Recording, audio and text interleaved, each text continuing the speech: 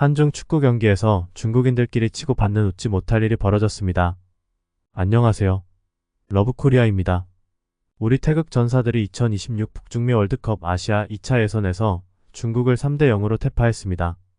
전반 11분 만에 손흥민 선수의 환상적인 페널티킥으로 첫 골을 넣었고, 전반 45분에는 이강인 선수의 코너킥을 손흥민 선수가 헤딩으로 넣으며 추가 득점을 했습니다. 후반 42분 손흥민 선수의 프리킥 크로스를 정승현 선수가 헤딩으로 연결해 쐐기골까지 넣었습니다. 경기 내용 면에서도 한국이 중국을 완전히 압도했습니다. 볼 점유율에서 68% 대 32%, 슈팅수에서 15대4, 유효 슈팅수에서 8대0으로 압도했습니다. 앞서 태국 원정에서 태국을 2대1로 역전승해 분위기가 좋았던 중국은 이날 4만 명의 홈 관중이 내뱉는 힘찬 함성이 경기장을 휘몰아쳤습니다. 하지만 한국의 실점을 거듭할수록 응원 소리는 작아지기만 했습니다. 이번 원정에서 가장 눈길을 끌었던 부분 중 하나는 중국의 태도입니다. 과거 근거 없는 자신감을 드러내던 모습은 온데간데없고, 태국과 원정 1차전에서 2대1로 이겼음에도 자세를 낮춘 채 한국과의 경기를 준비했습니다. 이번 대결 전까지 22승 12무 2패로 한국의 압도적인 승리뿐만 아니라 한국의 전력 자체가 월등했기 때문입니다. 손흥민, 김민재 같은 세계적인 스타를 보유한 한국은 더 이상 예전의 모습이 아닙니다. 손흥민 토트넘, 황희찬 울버햄턴, 이강인 파리 생제르맹, 김민재 바이에른 뮌헨, 이재성 마인츠 등 유럽 빅리거들의 조규성, 황인범 등까지 명성과 실력을 겸비한 한국 선수들은 중국에도 선망의 대상이기 때문입니다.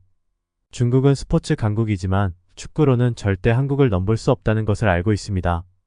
수많은 명장들이 지휘했음에도 오히려 뒷걸음질 치는 자국 대표팀의 실력을 보며 돈으로 축구 실력과 재능을 살 수 없다는 것을 확인했기 때문입니다. 시진핑 중국 주석도 중국 축구에 대한 걱정이 많습니다. 최근 미국에서 진행된 에이펙 정상회의에서 세타 타위신 태국 총리와 만난 시진핑 주석도 중국이 태국을 2대1로 이긴 축구 경기에 대해 얘기를 나누던 중 국가대표팀의 수준에 확신이 없다며 기복이 있어요. 기복이라며 웃었습니다. 여전히 중국은 에스파뇰에서 존재감 없었던 중국 최고 스타 우레이에 환호할 뿐 수년째 차세대 스타를 발굴하지도 육성하지도 못했습니다. 어제 현장을 찾은 중국 취재진만 250여 명에 달할 정도로 한국팀에 대한 취재 열기는 대단했습니다. 20일 사전 기자회견에도 무려 150여 명의 취재진이 입장했습니다. 그러나 누구도 자국 대표팀의 선전을 기대하지도 않았고 별로 관심도 없었습니다. 중국 팬들도 다르지 않았습니다. 홍콩에 인접한 선전은 프리미어리그 등 유럽 축구에 대한 관심이 특히 높은 지역으로 그들에게 손흥민, 이강인 같은 우리 선수들은 K-팝 아이돌과 비슷했습니다.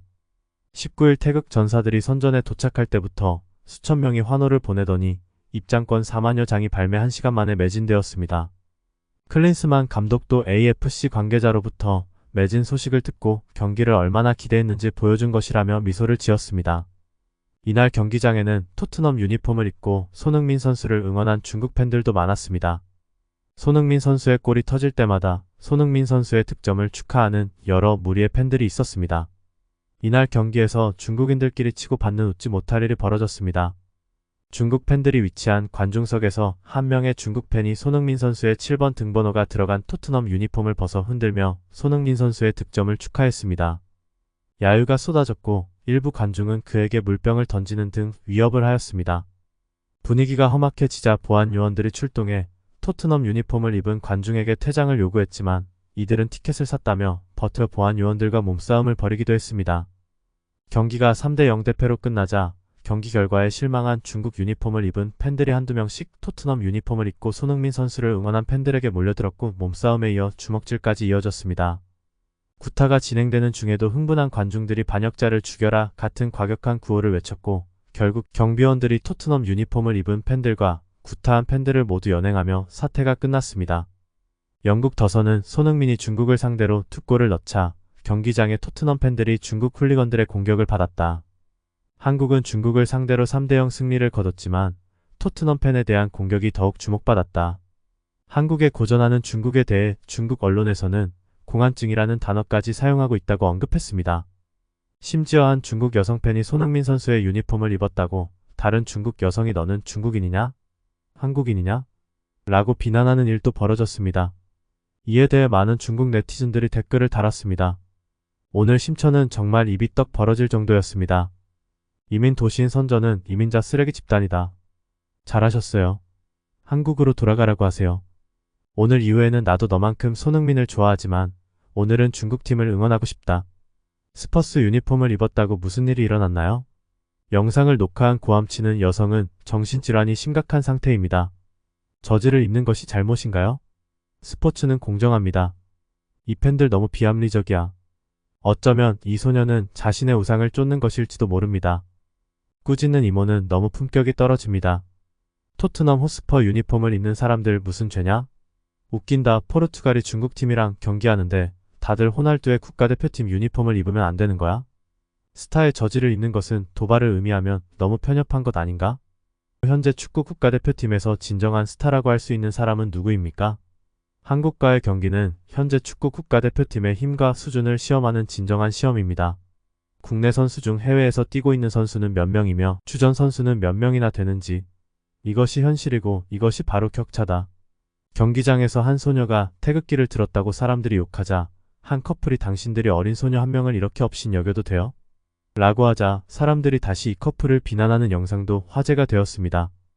이에 대해 많은 사람들이 댓글을 달았습니다. 평화로운 사회가 이들에게 용기를 주었다. 그들은 10년 전에는 맞아 죽었을 것이다. 기대에 부응하지 못하는 국대를 탓합시다. 과거에는 한국 연예인들이 춘환해 왔어요. 어찌됐든 손흥민 역시 수준급 아이돌이다. 영국 데일리메일은 토트넘 팬을 향한 공격은 통제될 수 없는 것처럼 보였고 관중석에서 추악한 장면이 발생했다고 비난했습니다. 중국 현지 언론은 중국 내에서 토트넘과 손흥민 선수의 인기가 어느 정도인지 확인할 수 있는 장면이었다고 전했습니다. 한중전 경기 결과에 대한 중국의 실망감도 매우 큽니다. 국제대회 때마다 문제로 지적받고 있는 중국 국가대표 축구팀의 저조한 경기력에 대한 아쉬움도 다시 커지는 분위기입니다. 중국의 유명 축구 분석가도 두 팀의 전력 격차는 확실히 눈에 띈다며 한국의 전체 선수 몸값이 중국의 17배에 달하고 김민재 선수 한 명의 가치도 중국팀 전체 가치의 6배에 이르는 점을 감안하더라도 3대0의 패배는 다시 한번 심각하게 분석해봐야 할 문제라고 지적했습니다. 김민재 선수는 빠른 판단력과 스피드로 중국의 공격을 무력화시켰고 무실점 수비를 펼치며 3대 완승에 큰 기여를 하였습니다. 홈에서 한국에 완패한 중국 축구대표팀 양코비치 감독은 한국이 내일 당장 월드컵 준결승전을 치르는 모습을 본다고 해도 놀랍지 않을 것이라며 극찬을 했습니다. 양코비치 감독은 한국과 중국의 실력차를 인정해야 한다는 취지의 말을 여러 번 했습니다. 중국 축구 팬들의 댓글 반응을 보겠습니다. 한국은 거의 세계 수준으로 발전하고 있습니다. 남자 축구 대표팀은 해마다 악화되고 있습니다. 다음에는 베트남과 태국도 승리하기 어려울 것으로 추정됩니다. 경기 그만하고 국대 해체하자.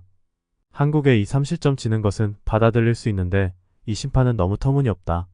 공격이 유리할 때 경기는 중단됐지만 분명히 핸드볼은 선언되지 않았다. 이곳은 누구의 홈코트인가? 패배에 대해 심판을 비난하지 마십시오. 우리의 실력을 탓하십시오. 우리가 그들을 이길 수 없다는 것도 사실이고 그들은 정말 열심히 노력하고 있어요. 두 팀 사이에 큰 격차가 있습니다.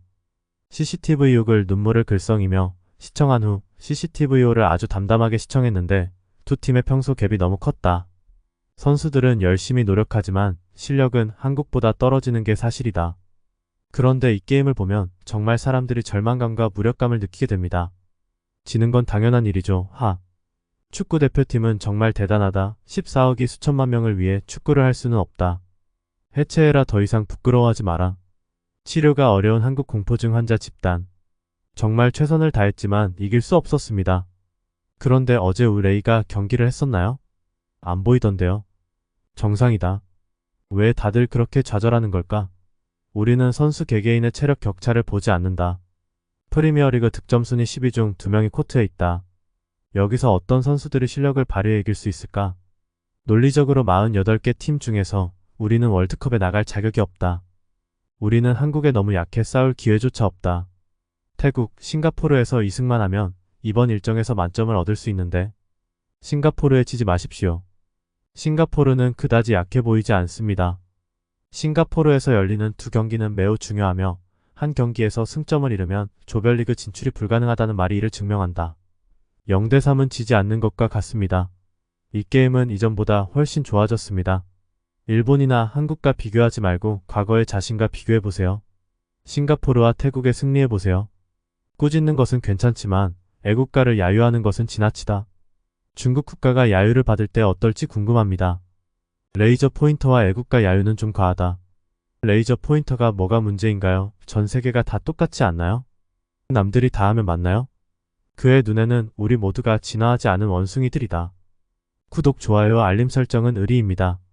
지금 꾹꾹 눌러주세요.